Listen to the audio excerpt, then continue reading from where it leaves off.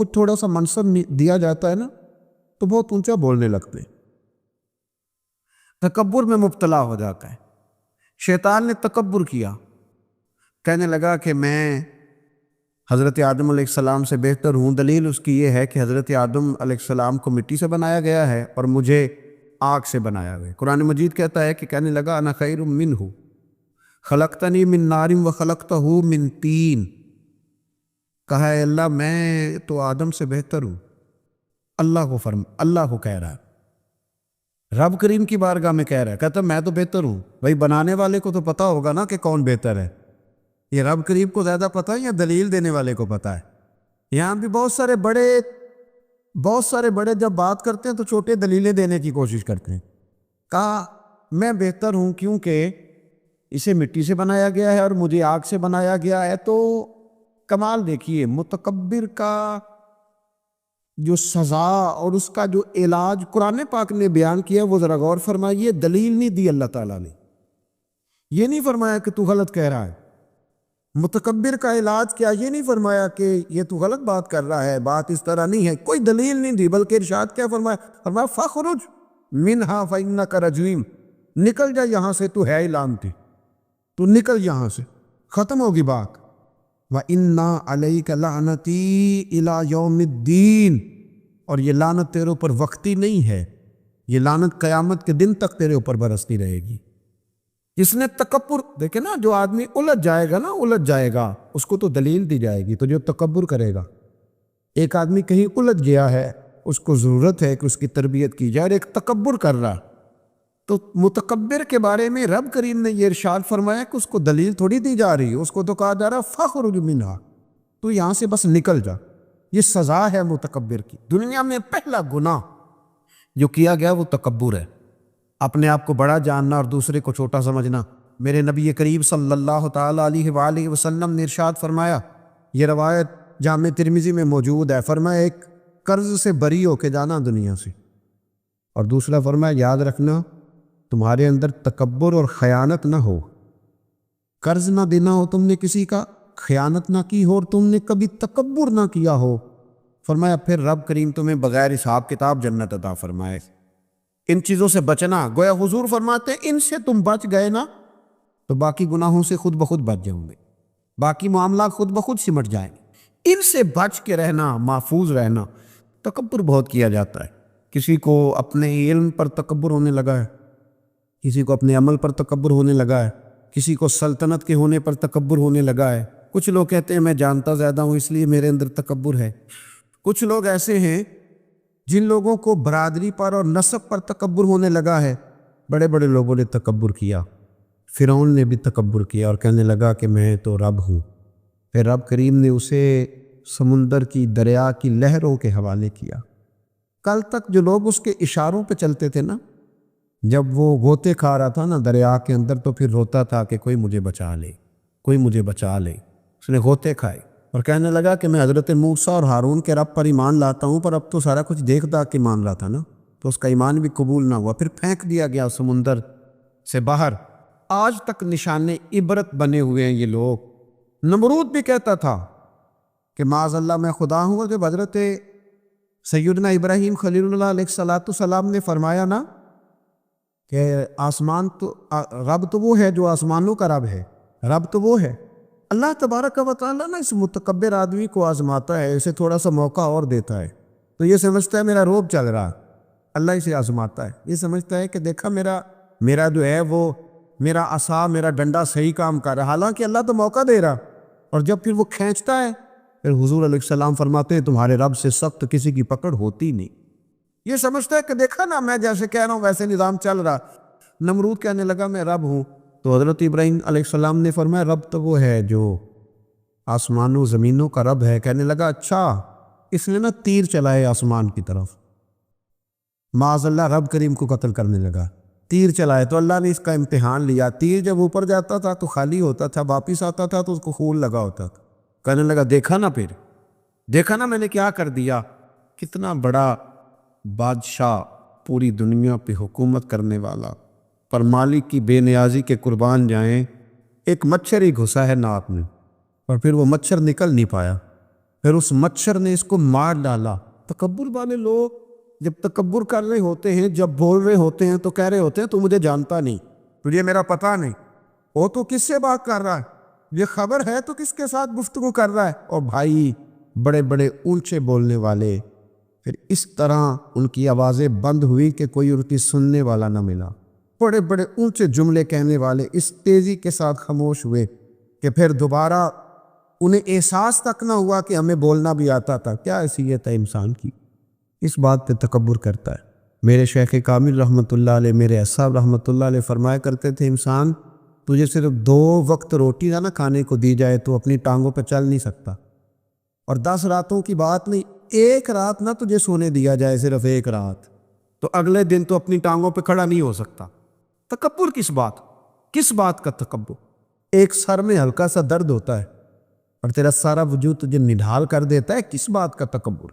لیکن اس کے باوجود لوگ پھولے نہیں سماتے، باتیں کرتے ہیں تو بچ کے، گفتگو کرتے ہیں تو کھول کے، اور ہر تیسرا آدمی آ کر کے پوچھتا ہے کوئی حکم ہوا تو بتائیے گا، کوئی حکم ہوا تو بتائیے گا۔ تکبر صرف ایک ذات کرے گی، اور وہ ہے رب کریم کی ذات، کیونکہ وہ سب سے بڑا ہے، وہ اللہ اکبر، وہ اللہ اکبر ہے۔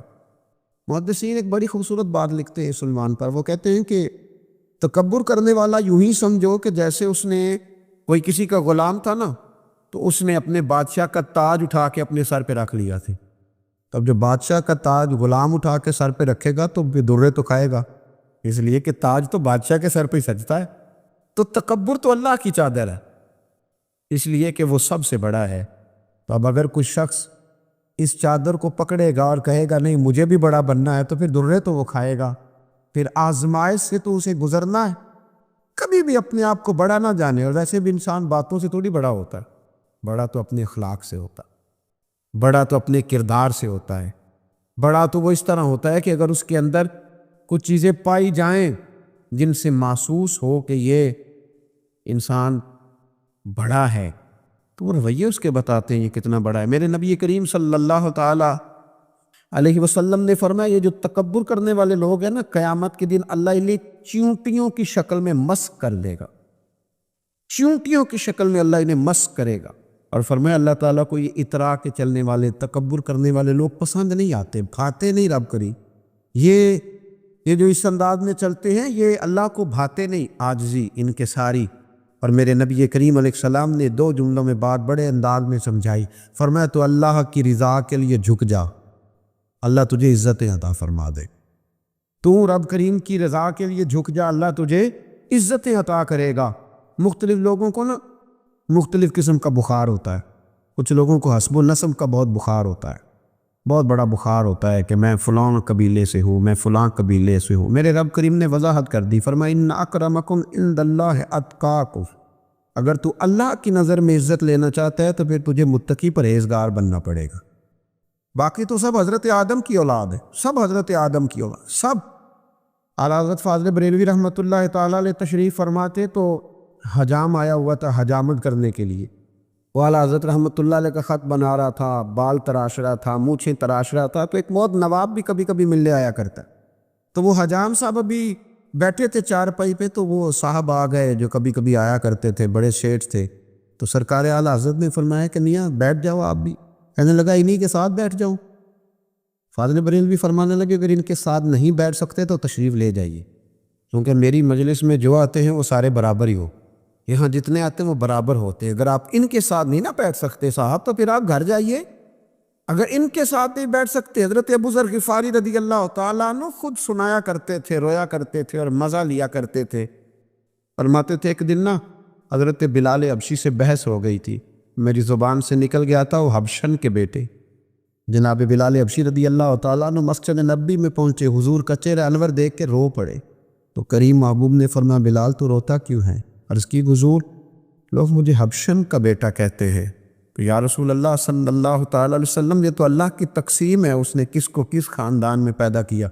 میرے محبوب نے ممبر سجایا، صحابہ کو بلایا، فرمایا میں نے تو جاہلیت کی باتیں پیروں تلے رون دی تھی، ابھی بھی جاہلیت کی باتیں پائی جاتی ہیں، لوگوں کو کیا ہو گیا وہ بلال کو حبشن کا بیٹا کہتے ہیں؟ حضرت ابو ذر غفاری خود بتایا کرتے، تو کچھ کچھ لوگوں کا شوق ہوتا، بادشاہ کو سلطان جہاں یا عرب کے کچھ حصوں کا بادشاہ کا شوق بڑا تھا لوگوں کو کھلانے پلانے کا، بڑا شوقین تھا، بڑا بانٹتا تھا، اور کئی دفعہ معاذ اللہ اس پر فخر بھی کرتا تھا جو نہیں کرتا، تکبر سے بھی کہتا تھا بڑی جائیدادیں آؤ جس نے لینا ہے، تکبر بھی کرتا تھا معاذ اللہ جو نہیں کرنا چاہیے۔ ایک دن جامع مسجد کے باہر کھڑے ہو کے نا بانٹنے لگا، کوئی فقیر آیا تو ایک مٹھی بھر کے اشرفیاں دے دی، کسی کو سونا دے دیا، کسی کو چاندی دے دی۔ ایک درویش بابا جی کونے میں بیٹھے ہوئے، اسی کسی دے کچھ بھی نہیں لگ دے، کوئی ضرورت نہیں، کونے میں بیٹھے۔ آپ یقین کریں، آپ تھوڑا سا رخ ادھر کریں، دنیا پیچھے پیچھے ہو جاتی ہے۔ اگر آپ پیچھے بھاگیں گے تو آگے دوڑ کے بھاگے۔ یہ مزاج ہے قوم کا، کسی کا حال پوچھ لیں وہ بگڑ جاتا ہے، کہتا ہے مجھ سے کوئی کام ہوگا تبھی تو پوچھا ہے، اور آپ چپ کر جائے، خاموش ہو جائے، یہ بھی بڑی مصیبت ہے کہ پیار کر لیں تو اس کا بھی نقصان دیکھنے میں آتا ہے۔ کہتے ہیں پتہ نہیں میرے اندر کیا لالچ ہے، کیا خوبی ہے جس وجہ سے مجھ سے اتنی محبت ہو رہی۔ وہ باپا جی کونے میں توجہ ہی نہیں کی، جب توجہ نہ کی تو سلطان کی توجہ خود بخود ہو گئی۔ سلطان جا کرنے لگے بابا کوئی قابل توجہ آدمی ہے، سب لوگ لائنوں میں لگے ہوئے بھاگ رہے ہیں، بادشاہ آیا ہے، یہاں تو شادی پہ کھانا کھل جائے تو بڑے بڑے امیروں کا پتہ چل جاتا ہے کہ بننے کیا لگا ہے۔ کہتے پتہ نہیں دوبارہ چھوٹے گوشت کی ٹرے آئے گی کہ نہیں آئے گی، اور اتنا سارا رکھ لیتے ہیں کہ علمان والحفیظ، بڑے بڑے امیروں کے پول کھل جاتے ہیں، پتہ چلتا ہے کتنے تگڑے امیر ہیں۔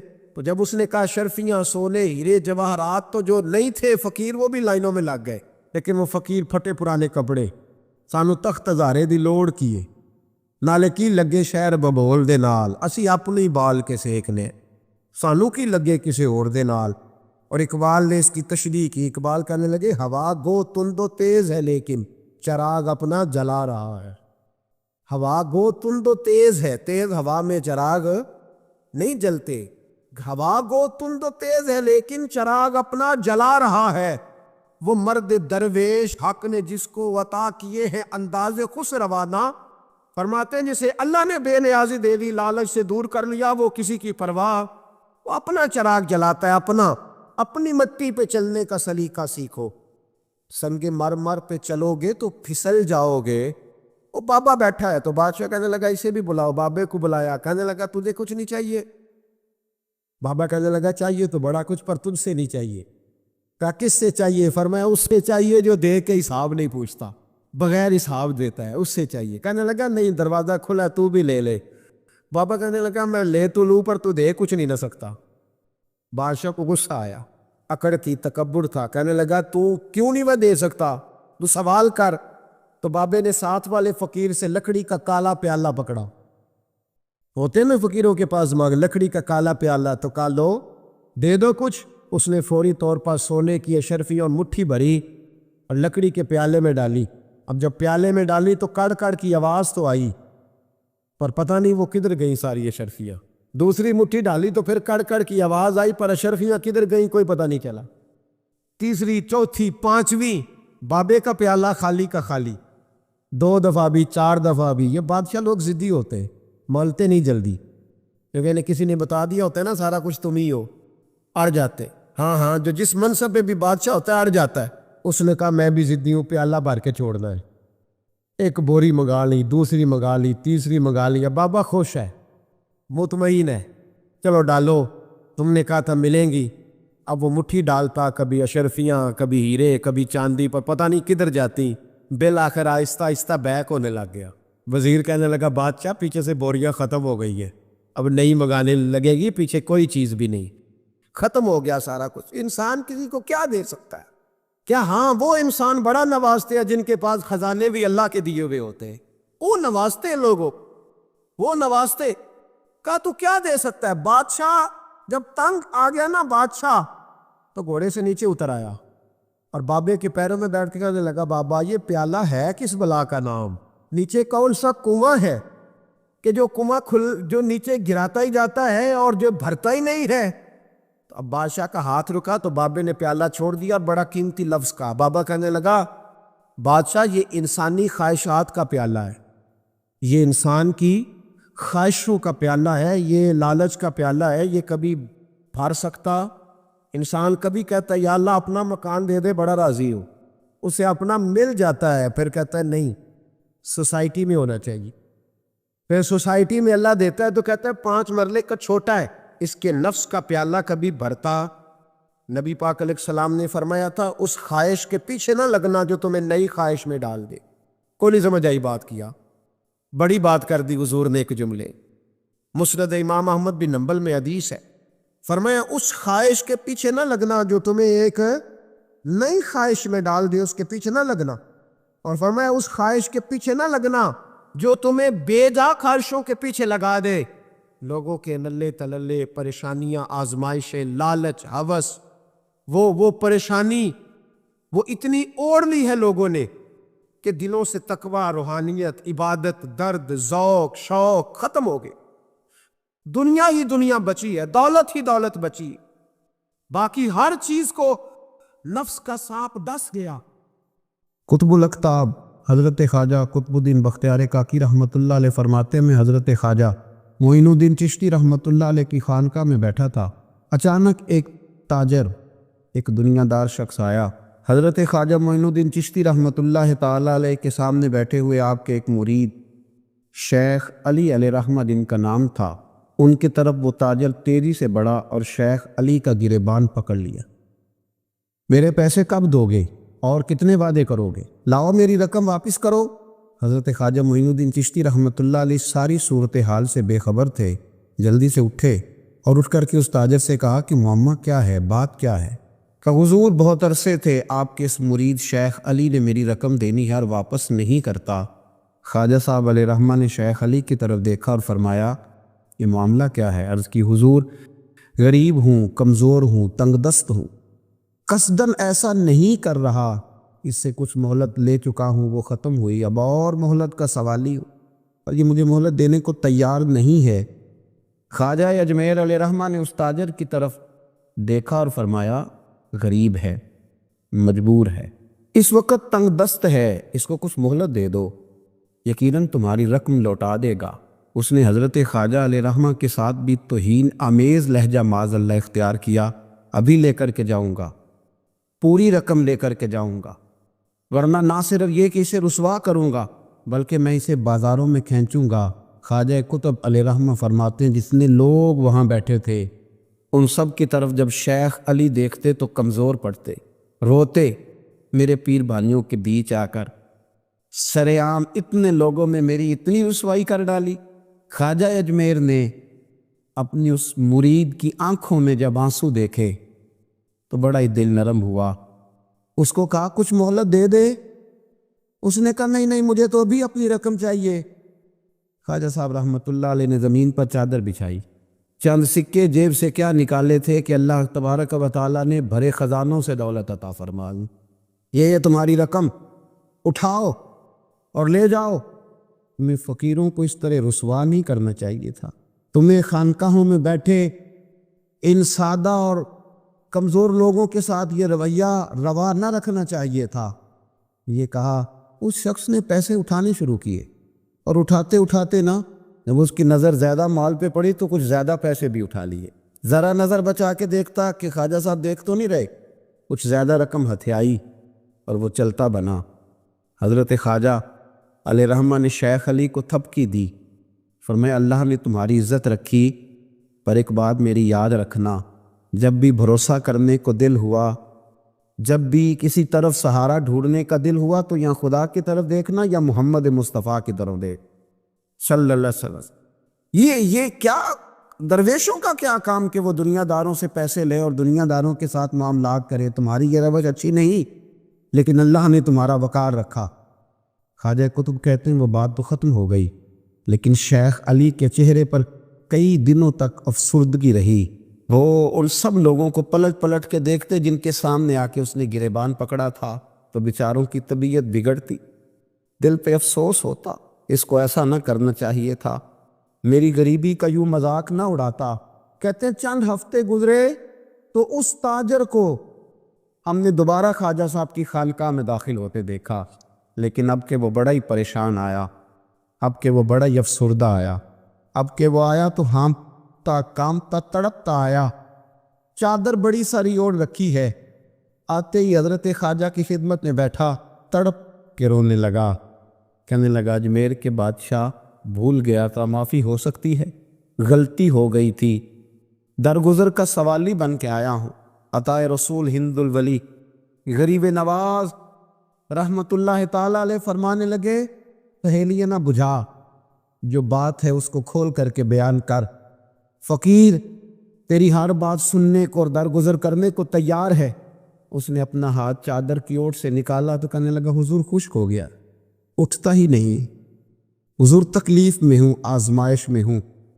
ہوا دراصل یہ تھا کہ میں نے نا وہ میں نے سکے اٹھاتے اٹھاتے نا آپ سے نظر بچا کے کچھ زیادہ اٹھا لیے تھے، تو آپ کی ناجائز دولت، میں نے آپ کی دولت کو ناجائز حاصل کر لیا تھا، تو حضور اس سبب سے میرا ہاتھ چھال ہو گیا، مجھے اتنے لینے چاہیے تھے جتنے میرے بنتے تھے، میں نے ناجائز پیسے لے لیے۔ خواجہ اجمیر فرمانے لگے دنیا دار ہے تو ابھی تک دنیا داری میں ہی اڑا ہوا ہے، تو دنیا دار ہے تو ابھی تک تیرا خیال سکوں میں، پیسوں میں، دھیلوں اور اشرفیوں میں اڑا ہوا ہے۔ فرمانے لگے مجھے پتا تھا تو زیادہ اٹھا رہا ہے، لیکن فقیر کے پاس جو خزانے ہیں وہ اس کے ذاتی نہیں، وہ رب کریم کے دیے ہوئے ہیں۔ اللہ کے خزانوں میں سے کوئی لے گیا تو لے گیا، لیکن تو یہ کیا سمجھتا ہے کہ زیادہ سکے اٹھانے کی وجہ سے تیرا ہاتھ چھال ہوا ہے؟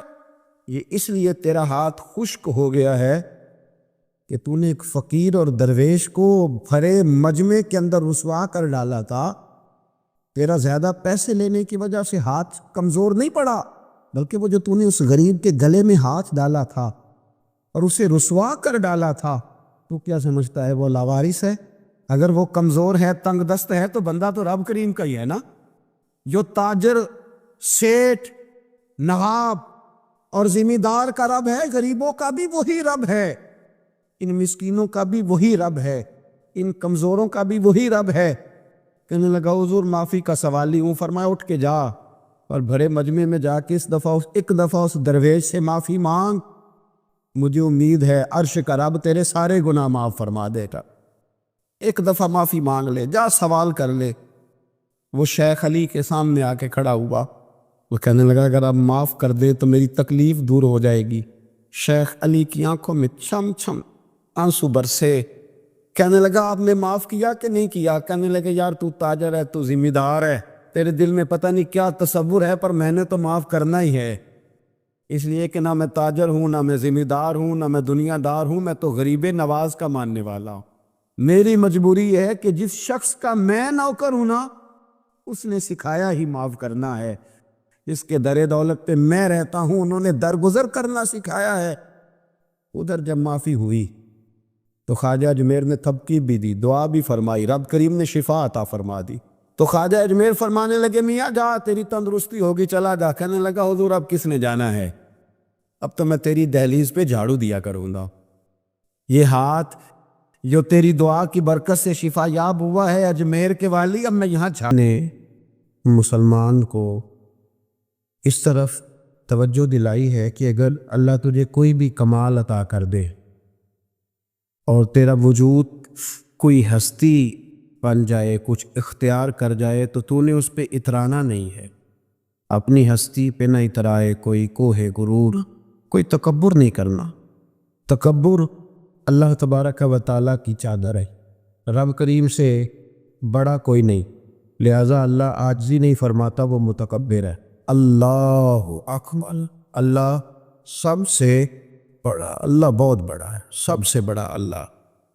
اب کوئی اور بڑا بننے کی کوشش نہ کرے، عاجزی میں رہے۔ اگر اللہ علم کے طور پر کسی کو کوئی ہستی بنا دے تو وہ یہ سمجھے کہ یہ میرے اللہ کا تحفہ ہے، عطیہ ہے، عاجزی میں رہے، انکساری میں رہے۔ اگر اسے عمل کی توفیق مل جائے، رب کریم اسے نماز کا موقع عطا فرما دے، اللہ اسے صوم و صلات کا پابند کر دے، اس کی دعائیں مقبول ہونے لگے، اب وہ اپنے آپ کو ولی کامل نہ سمجھے، بلکہ وہ کہے کہ میں تو رب کا عاجز بندہ ہوں۔ اگر اللہ تعالیٰ کسی کو دولت دے دے اور بے شمار عطا فرما دے، اللہ جسے دیتا ہے بغیر حساب ہی عطا فرماتا ہے، اب وہ بندہ اس پہ ٹھہر نہ جائے کہ دیکھو نا میں بڑا سمجھدار تھا تب مجھے ملی ہے، نہ۔ کچھ لوگ حسب نسب پہ اتراتے پھرتے ہیں، کہتے میں چودھریوں کے خاندان میں ہوں۔ میرا سوال یہ ہے کہ تو پیسے جمع کرا کے چودھریوں کے گھر پیدا ہوا ہے، کیوں الجھا ہوا ہے تو اس چکر میں؟ حسب نسب پہ فخر ہے، علم پہ، عمل پہ، دولت پہ، عہدے پر، اقتدار پر۔ اللہ کو یہ بات پسند نہیں، فرمایا کل من علیہ فان، زمین میں جو کچھ ہے سارا فنا ہو جائے. دیکھیں لفظ کیا ہے قرآن پاک کے. یہ نہیں فرمایا ختم ہوگا, یہ نہیں فرمایا موت آئے گی, یہ نہیں فرمایا مٹے گا. کل من علیہا فنا ہی ہو جائے. صفحہ ہستی سے نام اور نشان مٹ جائے گا. تمہاری باقیات بھی باقی نہیں رہیں گی. نشان تک مٹ گئے ہیں قبروں کے. یہ شہر اتنے پرانے نہیں, صدیوں پرانے نہیں. یہ شہر یا 1000 سال ہو گیا یا 2000 سال ہو گیا. یہاں بھی کسی قبر کو کھودتے ہو تو ہڈیاں نکل آتی. اتنے پرانے قبرستان نہیں, پھر بھی کھودو تو نیچے سے ہڈیاں. رب فرماتا ہے کل من علیہا, جو کچھ زمین میں ہے سارا. تو یا اللہ بچے گا کیا؟ فرمایا وَيَبْقَى وَجْهُ رَبِّكَ, بچے گی تیرے رب کی ذات, ذوالجلال والاکرام, جو بڑی عظمت والا ہے اور بڑی بزرگی والا ہے. کچھ اولیاء اللہ بچ کیوں جاتے ہیں؟ اس لیے کہ فَاذْكُرُونِي أَذْكُرْكُمْ, اللہ فرماتا ہے تو مجھے یاد کرو میں تمہیں یاد کروں گا. تو جسے اللہ یاد کرتا ہے, چونکہ اللہ باقی ہے, تو جسے وہ باقی یاد کرتا ہے وہ بھی باقی رہ جاتا. فنا ہے زندگی میں. کچھ لوگ اپنے علم پر بڑا, میں دیکھتا ہوں بیچارہ ایک آدمی دیہات کا رہنے والا تھا, BA کر گیا. اب وہ کہتا ہے ہمارے, آپ کو پتہ ہے نا ہمارے علاقے کے سارے لوگ ان پڑھ ہیں. تو میں کہتا ہوں تو سب سے بڑا ان پڑھ ہے جو لوگوں کو جاہل سمجھتا ہے. تو سب سے بڑا بیوقوف ہے. نبی کریم علیہ الصلوۃ والسلام نے فرمایا من قالا انا عالم فہو جاہل, جس نے کہا میں عالم ہوں وہی تو جاہل ہے. جس نے کہا میں عالم, 2 منٹ لگتے ہیں, علم شلم سارا وہ جا پڑتا ہے. علم پڑھے دا مان نہ کریے, مت آکھی میں پڑھیا, او چپار کہار کہاوے, متے روڑ دیویں دودھ کڑیا. خبردار, اگر 2 ایڑے ترچے لفظ آ گئے تو جاہلی کہنے لگ گیا ہے, ان پڑھی کہنے لگ گیا ہے. علم کا بہت بڑا غبار لوگوں کو چڑھ گیا ہے, بہت بڑا. کہتے ہیں جی بڑی ضرورت ہے جی, بڑا دیکھے نا یہ بندہ بھی ان پڑھ ہے وہ بھی ان پڑھ ہے. تو میں نے کہا علم اگر تیرے پاس ہوتا تو اخلاقیات والا ہوتا, تو کسی شخص کے پر کوئی کسی قسم کے جاہل ہونے کا فتویٰ نہ دیتا. علم کا غرور, یقین کریں لوگ سلام نہیں سیدھی لیتے, کہتے میں پڑھا لکھا ہوں جی, میں پڑھا لکھا ہوں. ایک صاحب ایک دفعہ مدرسے میں آ گئے تو کہنے لگے کہ فلاں علامہ صاحب کی تعلیم کتنی ہے؟ میں نے کہا آپ کی کتنی ہے؟ کہنے لگے میں نے MA B.Ed کیا ہوا ہے. تو میں نے کہا ہمارے 4تھے سال کے درس نظامی کے بچے کے پاس آپ بیٹھیں, پورا نہیں 3رے 4تھے سال کا, تو آپ چھوڑیں MA B.Ed کیا ہے, آپ اردو ادب پہ بات کریں. ہم عربی انگریزی کی بات ہی نہیں کرتے. جی پاتے جان, پتہ ہی نہیں علم کس چیز کا نام ہے, فقاہت کس کو کہتے ہیں, ٹریں.